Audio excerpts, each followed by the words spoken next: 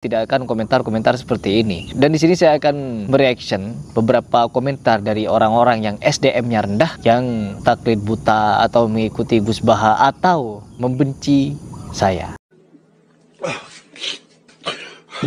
Bismillahirrahmanirrahim. Assalamualaikum warahmatullahi wabarakatuh. Sebelum mencari kesalahan para ulama, ada baiknya seseorang bercermin terlebih dahulu. Apakah ilmunya sudah setara, adabnya sudah terjaga, dan hatinya bersih dari prasangka?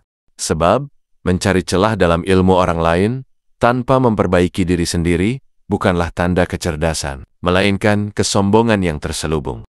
Dalam khazanah keilmuan Islam, para ulama memiliki kedudukan yang tinggi sebagai pewaris para nabi.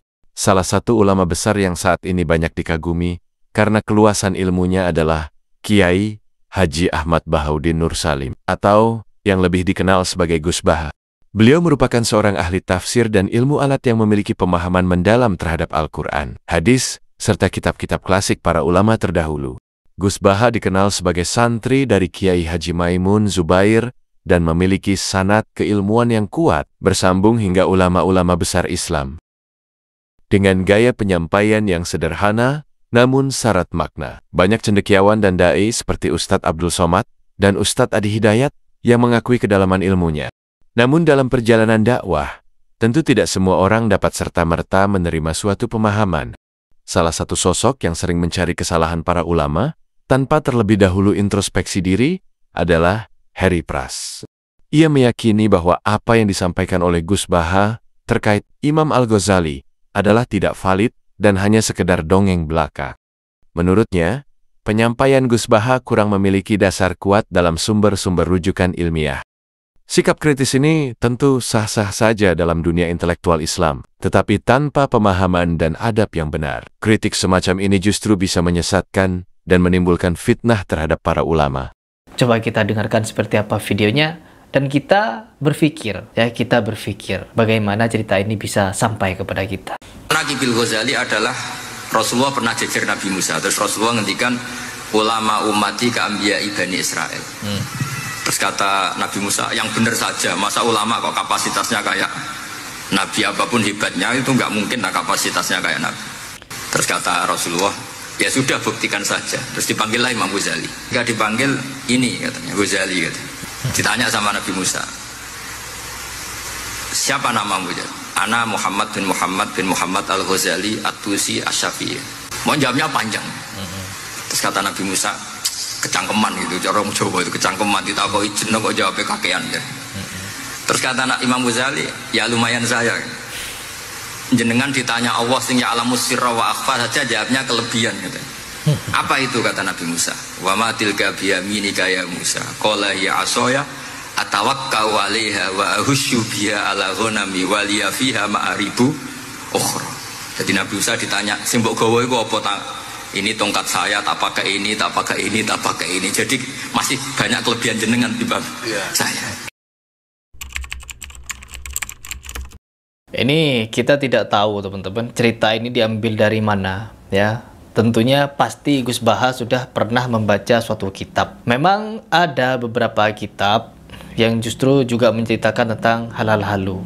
Contohnya seperti kitab Duratun Nasihin. Duratun Nasihin itu terdiri dari beberapa atau banyak sekali di dalamnya hadis-hadis maudhu. Tapi itu dibaca teman-teman dan dipelajari, bukan cuma sekedar dibaca tapi dipelajari. Dan kemungkinan juga apa yang disampaikan oleh Gus Baha ya bisa jadi seperti itu, cerita-cerita yang tidak bersumber.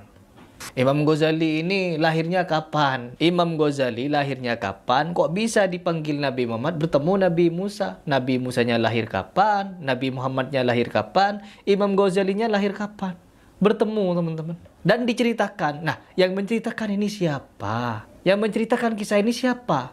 Bersumber dari mana? Perawi-perawi ceritanya bagaimana? Pernah ditakhrij gak cerita ini? Harus teman-teman, kita harus kritis terhadap cerita-cerita seperti ini. Karena menisbahkan kepada Nabi Muhammad. Takutnya dusta, cerita dusta. Berdusta atas Imam Ghazali, berdusta atas Nabi Muhammad, berdusta pula terhadap Nabi Musa alaihissalam. Jadi begitu kata Gus Baha ya teman-teman. Saya bukan ingin menyalahkan Gus Baha atau ingin mengkritisinya. Saya hanya mempertanyakan kepada kalian, terkhusus orang-orang yang pernah baca banyak kitab. Kira-kira cerita yang Gus Baha angkat di sini bersumber dari mana? Gus Baha dikenal tidak hanya mengandalkan hafalan, tetapi juga analisis mendalam, serta penyampaian yang mudah dipahami oleh berbagai kalangan. Di sisi lain, banyak ulama dan akademisi justru mengagumi Gus Baha, karena metode pengajaran beliau yang berbasis pada sumber-sumber kuat, terutama dari kitab-kitab kuning dan literatur klasik Islam yang telah dikaji secara mendalam. Kiai Haji Bahauddin Mirsali betul Masya Allah. Alim, saya sangat menghormati beliau. Sangat menghormati. Dan saya sarankan yang tinggal di daerah-daerah dekat beliau tinggal, ayo berguru pada beliau. Orang yang alim dan luar biasa. Ilmunya luas. Bahrul Quran, samudra Quran. Itu dapat pendidikan Quran. Saya katakan itu Masya Allah manusia Quran. Ya, saya belum pernah berjumpa orangnya, tapi saya merasakan kemuliaan-kemuliaan dalam diri beliau. Itu tidak mendapatkan pendidikan formal. Tapi kalau antum tanya Quran, fikihnya sampai hukumnya, itu Masya Allah. Penguasaannya bagus.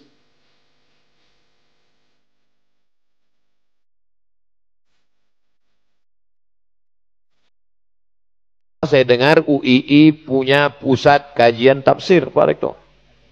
Akan didirikan. Ini dengan ahli-ahli pakar-pakar. Ustaz Somad, kami punya kajian ahli tafsir, terdiri dari pakar-pakar, dari pakar aspek bahasanya, pakar sejarahnya. Tadi disebut ada Gus Baha, pengetahuan beliau, hafal Al-Quran, lalu kemudian mengerti tafsir, pakar, diberikan Allah pula ilham, banyak hal-hal yang baru kita dengar dari kajian-kajian beliau. Rupanya beliau termasuk mustasyar, penasehat, bahkan salah satu dari pendiri pusat kajian tafsir. Ini baik sekali. Oleh sebab itu dimanfaatkan. Nanti akan membahas turunan ayat Al-Quran dengan hadis.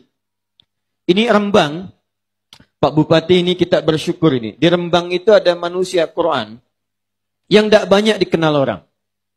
Itu kalau Bapak Ibu tanya tentang fikih-fikih dalam Quran, itu beliau luar biasa itu. Namanya Gus Baha. Gus Baha. Kapan-kapan kalau ada pengajiannya, hadiri pengajian beliau, itu diantara orang yang sangat mengerti Al-Quran.